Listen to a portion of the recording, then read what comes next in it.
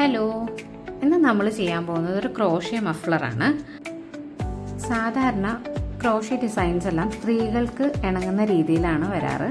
അപ്പോൾ ഈ സ്റ്റിച്ച് പുരുഷന്മാർക്കും സ്ത്രീകൾക്കും ഒരേപോലെ സ്റ്റൈൽ ചെയ്യാൻ പറ്റിയ ഒരു സ്റ്റിച്ചാണ്. അതുകൊണ്ട് തന്നെ നമ്മളിന്ന് മഫ്ലർ ചെയ്യുന്നത് സ്റ്റിച്ചിലാണ്. സിമ്പിളായിട്ടുള്ള ബേസിക് സ്റ്റിച്ചസ് മാത്രമേ ഇതിലുള്ളൂ. അപ്പോൾ നമുക്ക് പാറ്റേണിലോട്ട് കടന്നാലോ? വെൽക്കം ടു മൈ ചാനൽ യാണോറ സ്റ്റുഡിയോ.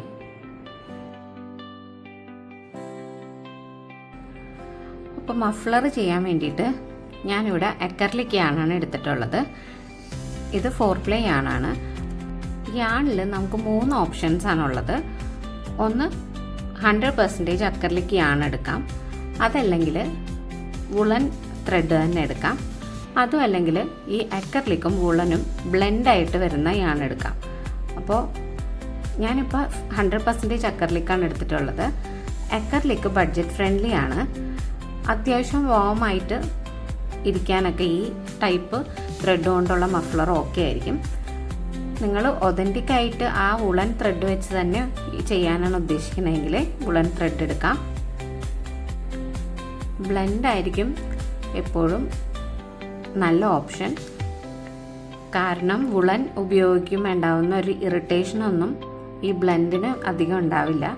അക്രലിക്കും കൂടി മിക്സ് ചെയ്ത് വരുന്നതുകൊണ്ട് കോസ്റ്റ് വൈസും വുളൻ്റെ അത്രയും കോസ്റ്റ്ലി അല്ല. ഹുക്ക് ഞാനിവിടെ 2 ടൈപ്പ് എടുത്തിട്ടുണ്ട്. 4mm ഉണ്ട്, 5mm ഉണ്ട്. നമുക്ക് 2 ടൈപ്പ് ഹുക്ക് വേണ്ടി വരും. ഞാൻ 4mm വെച്ചിട്ടാണ് ഈ പ്രൊജക്റ്റ് ചെയ്യാൻ ഉദ്ദേശിക്കുന്നത്. അപ്പോൾ 5mm അതായത് 4-നേക്കാളും കുറച്ച് വലിപ്പമുള്ള ഹുക്ക് കൂടി നമുക്ക് ഈ പ്രൊജക്റ്റിൽ വേണം. എന്തായാലും വർക്ക് ചെയ്യുന്നതിന് മുൻപ് ഇതുപോലെ 2 ഹുക്ക് നിങ്ങളുടെ കയ്യിലുണ്ടോ എന്നുള്ളത് ഉറപ്പ് വരുത്തിയിട്ട് വേണം ഈ പ്രൊജക്റ്റ് സ്റ്റാർട്ട് ചെയ്യാൻ. ഇനി 1 കൂടുതൽ സ്റ്റിച്ച് മാർക്കർ വേണം, നീഡിൽ വേണം, സിസേഴ്സ് വേണം. അപ്പോൾ ഈ മഫ്ലർ എങ്ങനെയാണ് ചെയ്യുന്നതെന്ന് നോക്കാം. ഈ മഫ്ലർ നമ്മളിന്ന് ചെയ്യുന്നത് മോസ് സ്റ്റിച്ചിലാണ്. മോസ് സ്റ്റിച്ച് എങ്ങനെയാണ് ചെയ്യേണ്ടതെന്നുള്ള വീഡിയോ നമ്മൾ ചെയ്തിട്ടുണ്ടായിരുന്നു. അപ്പോൾ ആ പാറ്റേൺ ആണ് നമ്മളിന്ന് ഫോളോ ചെയ്യുന്നത്. മോസ് സ്റ്റിച്ച് തിരഞ്ഞെടുക്കാനുള്ള കാരണം ഒത്തിരി അടുത്തടുത്ത് വരുന്ന സ്റ്റിച്ചാണ്. അതുകൊണ്ട് തന്നെ നമ്മൾ ഉദ്ദേശിക്കുന്ന പർപ്പസ് അത് നന്നായിട്ട് മീറ്റ് ചെയ്യും. ഇവിടെ നമ്മൾ 2 ഹുക്ക് എടുത്തിട്ടുണ്ട്. ഇതിൽ 4mm ഹുക്ക് വെച്ചാണ് നമ്മൾ ചെയ്യുന്നത്. പക്ഷേ ഫൗണ്ടേഷൻ ചെയിൻ ഈ 5mm ഹുക്ക് വെച്ചായിരിക്കും ചെയ്യുന്നത്. കാരണം എപ്പോഴും നമ്മൾ വർക്ക് പ്രോഗ്രസ് ചെയ്ത് വരുമ്പോൾ ചെയിൻ ചെയ്ത, അതായത് ആ തുടങ്ങിയ ഭാഗം കുറച്ച് കൺജസ്റ്റഡ് ആയിട്ട് വരാറുണ്ട്. അത് അവോയ്ഡ് ചെയ്യാൻ വേണ്ടിയിട്ട് നമ്മൾ ഒരു സൈസ് വലിപ്പമുള്ള ഹുക്ക് വെച്ചിട്ടായിരിക്കും പ്രൊജക്റ്റ് സ്റ്റാർട്ട് ചെയ്യുന്നത്. അപ്പോൾ ഫസ്റ്റ് റൗണ്ടിൽ ചെയിൻ ചെയ്തിട്ടാണ് നമ്മൾ മഫ്ലർ സ്റ്റാർട്ട് ചെയ്യുന്നത്. അപ്പോൾ ചെയിൻ ചെയ്യുന്നതിന് മുൻപ് ഒരു സ്റ്റാൻഡേർഡ് മഫ്ലറിൻ്റെ ലെങ്ത്ത് 150 സെൻറ്റിമീറ്റർ തൊട്ടിട്ട് 165 സെൻറ്റിമീറ്റർ ആയിരിക്കും. അപ്പോൾ നിങ്ങൾക്ക് ഏത് ലെങ്ത്തിലാണ് മഫ്ലർ വേണ്ടതെന്നുള്ളത്, ഇപ്പോൾ ആൾ നല്ല ഹൈറ്റുള്ള ഒരാൾക്ക് വേണ്ടിയിട്ടാണ് നമ്മൾ ചെയ്യുന്നതെങ്കിൽ അവരുടെ പ്രിഫേർഡ് ലെങ്ത്ത് എന്താണെന്നുള്ളത് മനസ്സിലാക്കിയിട്ട് ഫൗണ്ടേഷൻ ചെയിൻ അതനുസരിച്ച് ലെങ്ത്തിൽ ഇടണം. അതായത് നമ്മൾ ആ ലെങ്ത്ത് എവിടെയെങ്കിലും മെഷർ ചെയ്തിട്ട് ഫൗണ്ടേഷൻ ചെയിൻ ചെയ്ത് അത്രയും ലെങ്ത്ത് എത്തുന്നുണ്ടോ എന്ന് നോക്കിയിട്ടായിരിക്കണം ഈ പ്രൊജക്റ്റ് സ്റ്റാർട്ട് ചെയ്യാൻ. അപ്പം ഒരു സ്റ്റാൻഡേർഡ് ലെങ്ത്തിൽ നമ്മൾ ചെയ്യുമ്പോൾ യൂഷ്വലി ഒരു 280 ഫൗണ്ടേഷൻ ചെയിനിൽ നമുക്ക് സ്റ്റാർട്ട് ചെയ്യാം. 260 തൊട്ട് തുടങ്ങാം. ചെറിയ ടീനേജേഴ്സിനോ അല്ലെങ്കിൽ ഒരു ചെറിയ കുട്ടികൾക്കൊക്കെ ചെയ്യുമ്പം 260 ഒക്കെ മതിയാവും. നമ്മളിന്ന് 280 ചെയിൻ ചെയ്തിട്ടാണ്, ഫൗണ്ടേഷൻ ചെയിൻ ചെയ്തിട്ടാണ് ഇത് സ്റ്റാർട്ട് ചെയ്യുന്നത്. ചെയിൻ ചെയ്യാൻ വേണ്ടിയിട്ട് പിങ്കി റാപ്പ് ചെയ്ത്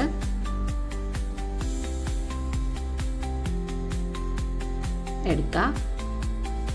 യാൺ ഹോൾഡ് ചെയ്തതിന് ശേഷം ഈ ഹുക്ക് നമ്മളുടെ ഫേസിന് ഓപ്പോസിറ്റ് പിടിക്കുക. യാൺ ഹുക്ക് ചെയ്ത് ഇതുപോലെ ഹോൾഡ് ചെയ്യുക, എന്നിട്ട് ടൈറ്റ് ചെയ്യുക. നമ്മൾ സ്ലിപ്പ് നോട്ട് ചെയ്തു. ഇനി ചെയിൻ ചെയ്യാൻ വേണ്ടിയിട്ട് ഇതുപോലെ യാൺ ഓവർ ചെയ്യുക, ഹുക്ക് ലെഫ്റ്റ് സൈഡിലോട്ട് തിരിക്കുക. എന്നിട്ട് ഈ ലൂപ്പിലൂടെ ഇതുപോലെ വലിച്ചെടുക്കുക. ഒരു ചെയിൻ ചെയ്തു. 2 3 4 5 6 7 8 9 10.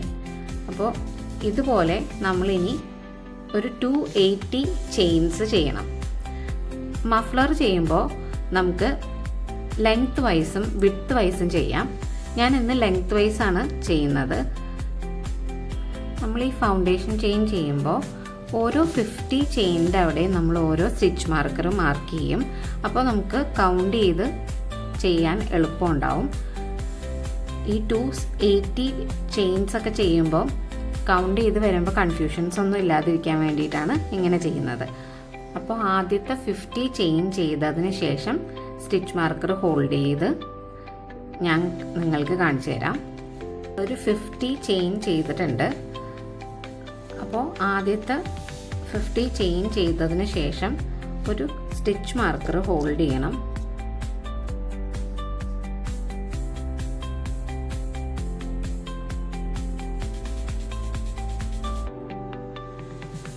ഇങ്ങനെ ചെയ്യുന്നതുകൊണ്ട് നമുക്ക് സ്റ്റിച്ചസ് കൗണ്ട് ചെയ്തെടുക്കാനായിട്ട് എളുപ്പമുണ്ടാവും. ഓരോ 50 സ്റ്റിച്ച് കഴിയുമ്പോഴും നമ്മൾ ഒന്നും കൂടി കൗണ്ട് ചെയ്ത് ഉറപ്പ് വരുത്തിയിട്ട് വേണം അടുത്ത ഫൗണ്ടേഷൻ ചെയിനിൻ്റെ ബാക്കി ചെയ്യാനായിട്ട്. ബാക്കി 280 ചെയിൻസ് ചെയ്ത് ഇതുപോലെ സ്റ്റിച്ച് മാർക്കർ ഓരോ 50 ചെയിൻസിൻ്റെ ഇടക്കും ഹോൾഡ് ചെയ്യണം.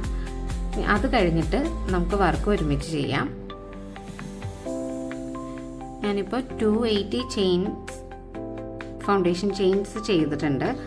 അപ്പോൾ ഓരോ 50 ചെയിൻ കഴിയുമ്പോഴും നമ്മൾ ഇതുപോലെ സ്റ്റിച്ച് മാർക്കർ ഹോൾഡ് ചെയ്തിട്ടുണ്ട്. ഈ ചെയിനിൻ്റെ കൗണ്ട് കറക്റ്റ് അല്ലേ എന്നുള്ളത് നമ്മൾ ഡബിൾ ചെക്ക് ചെയ്തിട്ടുണ്ടാവണം. സാധാരണ നമ്മൾ ഈ ബാക്ക് ലൂപ്പിലാണ് വർക്ക് ചെയ്യുന്നത്. ഫ്രണ്ട് ലൂപ്പ് ഇതാണ്, ബാക്ക് ലൂപ്പ് ഇതാണ്.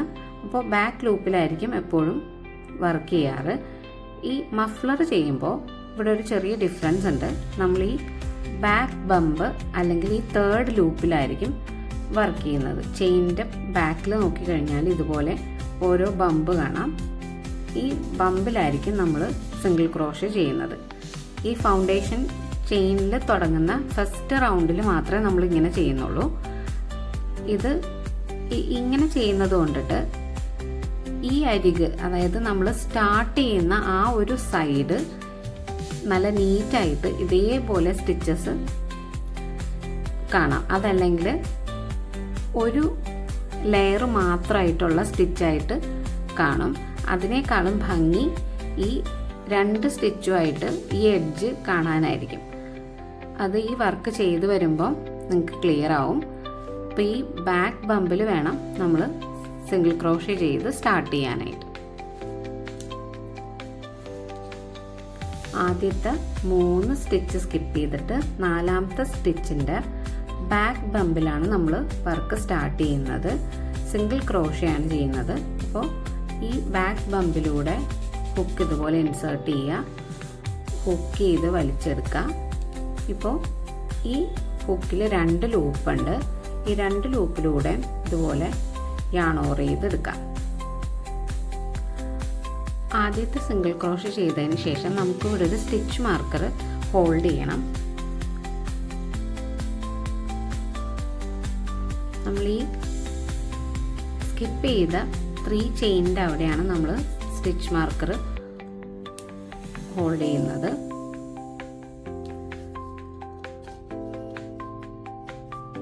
മോസ് സ്റ്റിച്ചിൽ ഇനി അടുത്തത് ഒരു ചെയിനാണ് ചെയ്യേണ്ടത്. ഒരു സ്റ്റിച്ച് സ്കിപ്പ് ചെയ്തിട്ട്, ഒരു ചെയിൻ ചെയ്തു നമ്മൾ ഒരു സ്റ്റിച്ച് സ്കിപ്പ് ചെയ്തിട്ട് അടുത്ത സ്റ്റിച്ചിലോട്ട്, അതായത് ഈ ബാക്ക് ബമ്പിലോട്ട് നമ്മൾ സിംഗിൾ ക്രോഷേ ചെയ്യും. ഇതേപോലെ ഈ ബാക്ക് ബമ്പിൽ ഹുക്ക് ഇൻസേർട്ട് ചെയ്യുക, 2 ലൂപ്പിലൂടെ വലിച്ചെടുക്കുക. ഒരു ചെയിൻ ചെയ്യണം, ഒരു സ്റ്റിച്ച് സ്കിപ്പ് ചെയ്തിട്ട് അടുത്ത സ്റ്റിച്ചിലോട്ട്, അടുത്ത സ്റ്റിച്ചിൻ്റെ ബാക്ക് ബമ്പിലോട്ട് നമ്മൾ ഇതുപോലെ ഹുക്ക് ഇൻസേർട്ട് ചെയ്യുക. ഹുക്ക് നമ്മൾ 4mm ഹുക്കിലോട്ട് ചേഞ്ച് ചെയ്തിട്ട് വേണം വർക്ക് സ്റ്റാർട്ട് ചെയ്യാനായിട്ട്.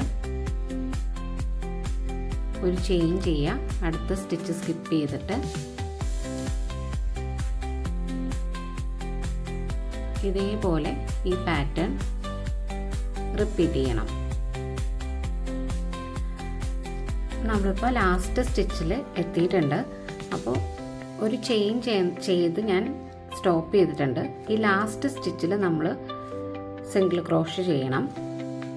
ലാസ്റ്റ് ബാക്ക് ബമ്പിൽ ഇതുപോലെ സിംഗിൾ ക്രോഷേ ചെയ്യുക.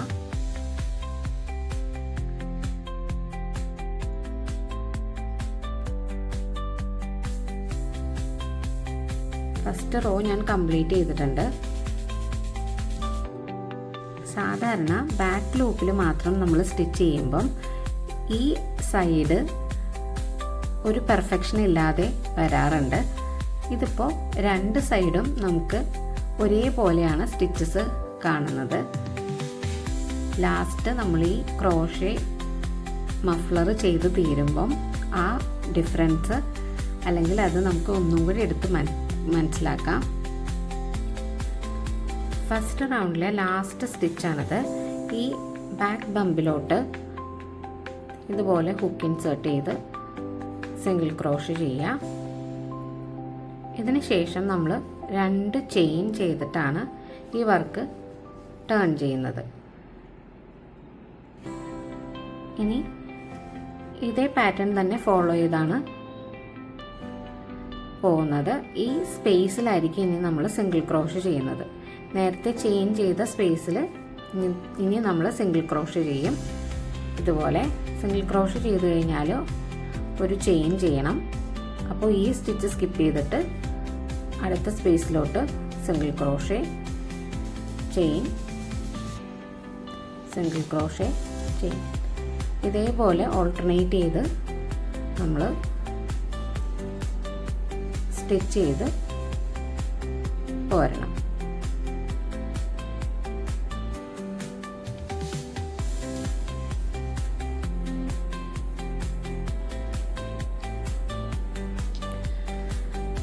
സെക്കൻഡ് റൗണ്ട് നമ്മൾ ലാസ്റ്റ് സ്റ്റിച്ചിൽ എത്തിയിട്ടുണ്ട്. അപ്പോൾ ഈ ലാസ്റ്റ് സ്റ്റിച്ച് മാർക്കർ വെച്ചിരുന്ന സ്പേസിലോട്ട് നമ്മൾ സിംഗിൾ ക്രോഷേ ചെയ്തു. എന്നിട്ട് 2 ചെയിൻ ചെയ്തിട്ട് ഈ വർക്ക് ടേൺ ചെയ്യണം. എന്നിട്ട് ഈ ഒരു സ്പേസിലാണ് നമ്മൾ സിംഗിൾ ക്രോഷേ ചെയ്ത് സ്റ്റാർട്ട് ചെയ്യുന്നത്. അപ്പോൾ ഈ സ്റ്റിച്ച് മാർക്കർ ഇവിടെ നിന്ന് റിമൂവ് ചെയ്തിട്ട് ഈ സ്പേസിൽ ആ 2 ചെയിൻ സ്പേസിലായിരിക്കണം സ്റ്റിച്ച് മാർക്കർ പ്ലേസ് ചെയ്യേണ്ടത്. ഇവിടെ ഈ സ്റ്റിച്ച് മാർക്കർ വെച്ചിട്ടുള്ള ഈ 2 ചെയിൻ സ്പേസിൽ ആദ്യത്തെ ചെയിൻ നമ്മളൊരു സിംഗിൾ ക്രോഷേ ആയിട്ടാണ് കൗണ്ട് ചെയ്യുന്നത്. അത് കഴിഞ്ഞൊരു ചെയിൻ സിംഗിൾ ക്രോഷേ. ഇനി ചെയിൻ ചെയ്യണം, സിംഗിൾ ക്രോഷേ ഓൾട്ടർനേറ്റ് ചെയ്ത് ഇതേപോലെ തന്നെ സ്റ്റിച്ച് കണ്ടിന്യൂ ചെയ്യാണ് ചെയ്യുന്നത്.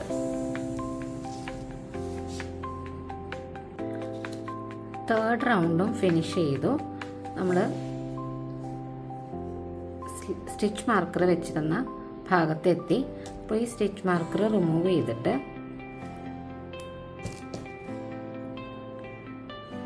ഈ ചെയിൻ സ്പേസിലോട്ട് ഒരു സിംഗിൾ ക്രോഷേ ചെയ്യുക.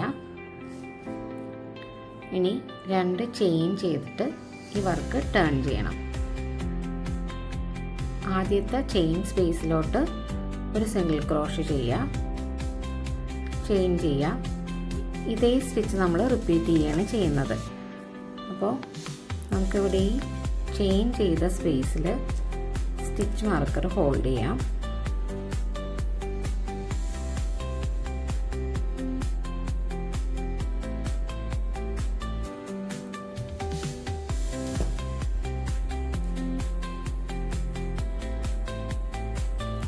ഇതുപോലെ ഈ പാറ്റേൺ നമ്മൾ കണ്ടിന്യൂ ചെയ്യുകയാണ് ചെയ്യുന്നത്. മഫ്ലറിൻ്റെ ഒരു സ്റ്റാൻഡേർഡ് വിഡ്ത്ത് എന്ന് പറയുന്നത് 13 സെൻറ്റിമീറ്റർ തൊട്ടിട്ട് 20 സെൻറ്റിമീറ്റർ വരെയാണ്. അപ്പോൾ നമ്മളിന്ന് പ്ലാൻ ചെയ്തിട്ടുള്ളത് ഒരു 13 സെൻറ്റിമീറ്റർ വരുന്ന രീതിയിൽ റൗണ്ട്സ് ചെയ്യാനാണ്. അപ്പം ഒരു 17 അല്ലെങ്കിൽ 18th റൗണ്ടിൽ നമ്മളിത് സ്റ്റോപ്പ് ചെയ്യും. ഏകദേശം 13 സെൻറ്റിമീറ്റർ ആയിട്ടുണ്ടാവും. അതായത് ഒരു മിനിമം വിഡ്ത്തിലാണ് നമ്മൾ ചെയ്യാൻ ഉദ്ദേശിക്കുന്നത്.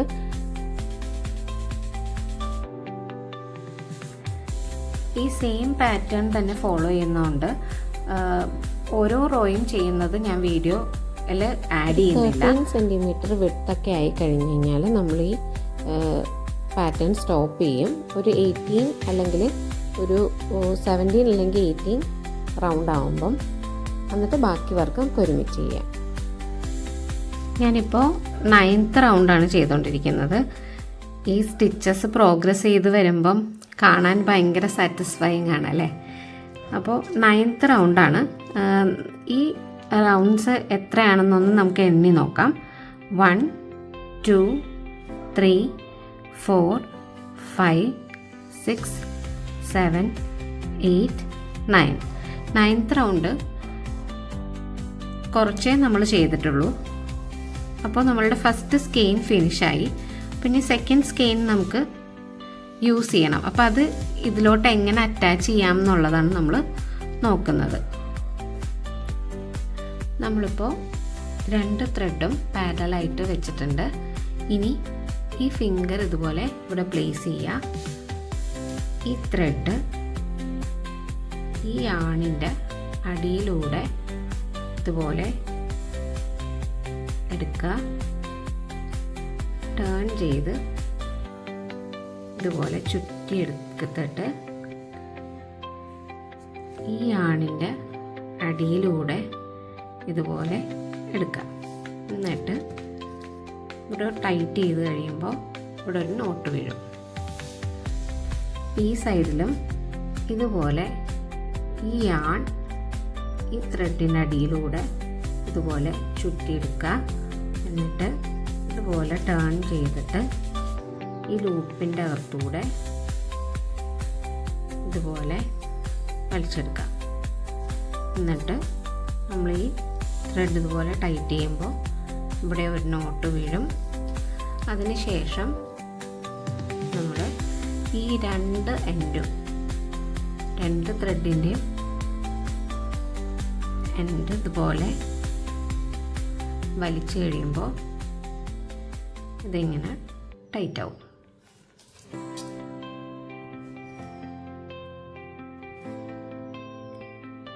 ഇനി യാണിൻ്റെ ടെയിലൊന്ന് നമുക്ക് കട്ട് ചെയ്ത് കൊടുക്കാം.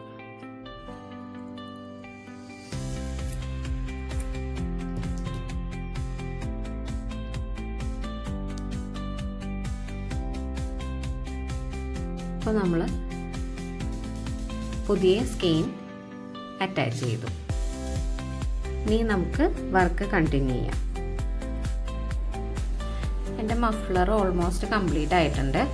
നമുക്കിനി ഈ യാൺ ടെയിൽ ഞാനിവിടെ യാൺ കട്ട് ചെയ്തൊക്കെ മാറ്റിയിട്ടുണ്ട്. ഇനിയിപ്പോൾ ഈ യാൺ ടെയിലൊന്ന് ഹൈഡ് ചെയ്യണം. അതിന് ശേഷം ടാസിൽ എങ്ങനെ ചെയ്യാമെന്നും കൂടി നമുക്ക് നോക്കാം. നമ്മൾ യൂസ് ചെയ്ത അതേ യാൺ തന്നെ ഞാനൊരു 15 സെൻറ്റിമീറ്ററിൽ കട്ട് ചെയ്തെടുത്തിട്ടുണ്ട്. നമുക്ക് ടാസിൽ ചെയ്യാൻ വേണ്ടിയിട്ട് 10 to 15 സെൻറ്റിമീറ്ററിൽ ലെങ്ത്തിൽ ഇതുപോലെ യാൺസ് കട്ട് ചെയ്തെടുക്കാം.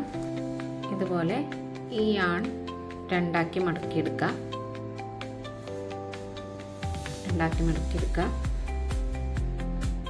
നമ്മൾ ടാസിൽ ചെയ്യേണ്ട ഭാഗത്ത് ഇതുപോലെ ഹുക്ക് ഇൻസേർട്ട് ചെയ്യാം. എന്നിട്ട് ഹുക്ക് ചെയ്ത് ഈ സ്പേസിലൂടെ ഇതുപോലെ ഹുക്ക് ചെയ്തെടുക്കുക.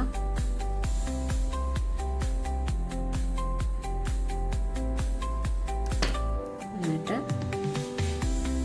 ഈ ബാക്കിയുള്ള യാൺ ഈ സ്പേസിലൂടെ ഇതുപോലെ വലിച്ചെടുക്കുക.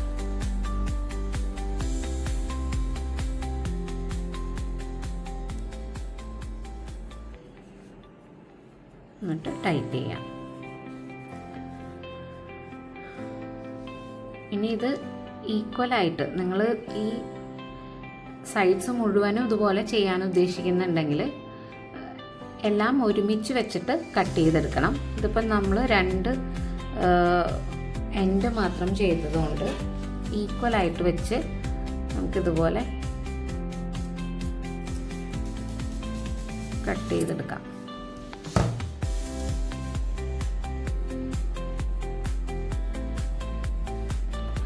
വിഡ്ത്തൊക്കെ നമ്മളുടെ പ്രിഫറൻസ് അനുസരിച്ചാണ്. തീരെ വീതി കുറഞ്ഞ മഫ്ലറും ആളുകൾ ഉപയോഗിച്ച് കാണാറുണ്ട്, നല്ല വീതി ഉള്ളതും ഉണ്ട്. അപ്പം നമ്മൾ കസ്റ്റം മെയ്ഡായിട്ട് ഉണ്ടാക്കിയെടുക്കുന്നത് പോലെ നമ്മൾക്ക് ഇഷ്ടമുള്ള രീതിയിൽ എത്ര വിഡ്ത്തിലായാലും ഏത് ലെങ്ത്തിലായാലും നമ്മളുടെ പ്രിഫറൻസാണ് ഇവിടെ. ഇപ്പോൾ നിങ്ങൾക്ക് നോക്കിയാൽ മനസ്സിലാവും, ഈ തുടങ്ങിയ റോയും അവസാനിപ്പിക്കുന്ന റോയും ഒരേപോലെ തന്നെയാണ് സ്റ്റിച്ചസ് വരുന്നത്. സാധാരണ ബാക്ക് ലൂപ്പിൽ വർക്ക് ചെയ്യുമ്പോൾ നമുക്ക് ഈ സൈഡ് ഇത്ര പെർഫെക്റ്റായിട്ട് കിട്ടില്ല, ഒത്തിരി കൺജസ്റ്റഡ് ആയിട്ട് വരാൻ സാധ്യതയുണ്ട്. ഇപ്പോൾ 2 സൈഡും ഒരേപോലെ നമുക്ക് പെർഫെക്റ്റായിട്ട് കിട്ടിയിട്ടുണ്ട്. ഇപ്പോൾ ക്രോഷേ മഫ്ലറിൽ ഇൻക്ലൂഡ് ചെയ്യേണ്ട എല്ലാം ഇതിൽ ഇൻക്ലൂഡ് ചെയ്തു എന്നാണ് ഞാൻ വിചാരിക്കുന്നത്. എന്തെങ്കിലും ഡൗട്ട്സ് ഉണ്ടെങ്കിൽ അല്ലെങ്കിൽ നിങ്ങൾക്ക് എന്തെങ്കിലും അഭിപ്രായം ഉണ്ടെങ്കിലും കമൻറ്റിൽ അറിയിക്കുക. അപ്പോൾ ഇനി അടുത്തൊരു പ്രൊജക്റ്റുമായിട്ട് കാണാം. ബൈ.